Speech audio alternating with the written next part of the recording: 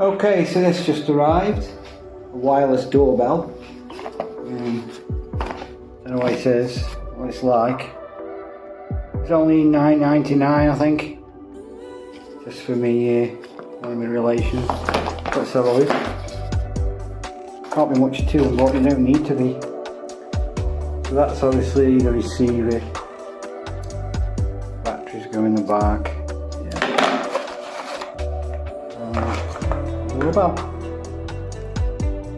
The transmitter. Okay, I'll have a look at the side. Okay guys, so this one's already got a battery in it. That's okay.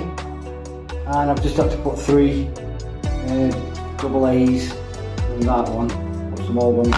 Now it looks like on the side here you've got different chimes and volume levels, so I'll just this one.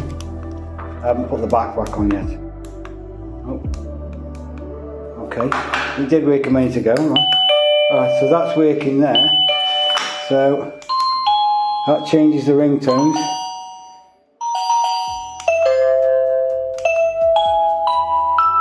Oh, that's nice.